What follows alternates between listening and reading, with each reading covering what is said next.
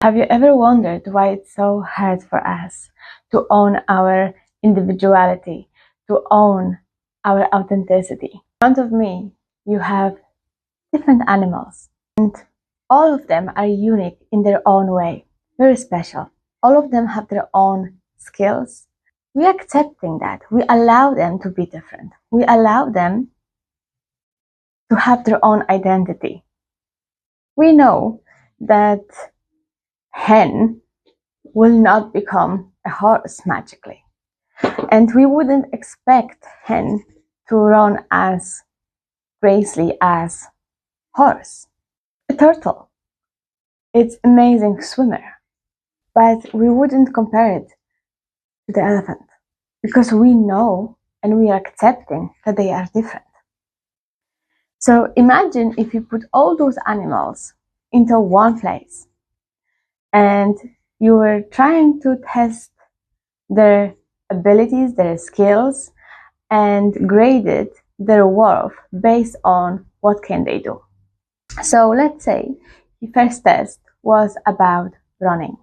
Some of them failed, some of them did amazing. But does that mean one of them is less worthy because they didn't run as good as the other one? So when it comes to animals, we allow ourselves to accept them as they are. We don't expect them to be someone that they're not. Instead, we see their own skills, their uniqueness. We love that about them. We love that every animal is actually different. So what happens to humans? How come we don't allow that in our society for people to be different, to allow them to be authentic self? We're so prone to be like everybody else. We want to be like everyone else. We don't want to stand out. We don't want to share our opinions. We don't want to shine our light. We hide ourselves just to become like someone else. So we can be accepted, so we can feel safe, so we can feel loved, so we will have a sense of belonging. In reality, when we are doing so, we're really abandoning our true self. We're really abandoning who we really are deep down in our hearts. When we constantly try to be like someone else, we forget about our own needs, we forget about our own identity, we forget about own value. We don't really feel valuable. We're just become somebody with no personality, somebody, so it will be safe for someone else to accept us. And then when we're so focused on become somebody but really nobody, how are you meant to be happy? How do you meant to have some kind of taste? How are you meant to know who you really are?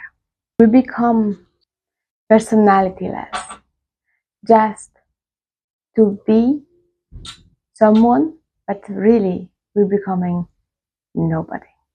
And it's so sad to see because we all have our own uniqueness. We all have our own values, personality, our soul that needs to shine up. But we don't do it out of fear of being rejected, out of fear of being abandoned, being judged, being laughed at. We constantly shame ourselves if we want to share our opinions. There is constant fear. When we live like this, we're constantly living in survival mode. Survival mode doesn't really get you and doesn't allow you to really connect with your full potential, doesn't allow you to get to know yourself, doesn't allow you to create and to be very creative, because we're constantly thinking about who do we really need to become for someone to accept us. We don't really think about ourselves. It's like we're living outside of self just so we know what is expected from us.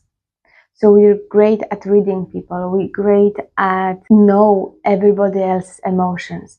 We know perfectly what is expected from us. When we do that, we don't really know how we feel. We don't really know what our emotions are. We don't know who we are. All of this is part of survival mode. All of this is part of your inner child wound. The paradox of that is when you're an adult, you have a choice to come out of that survival mode. You don't have to become a people pleaser for you to feel worthy. But because those inner child wounds are still very much unhealed, you're living like you're still a 5-year-old, fearful that if you're going to be someone more than this, people won't accept you. You're afraid that if you're going to have some kind of taste, if you're going to have some kind of character, if you're going to have your identity, people won't like you. People will reject you.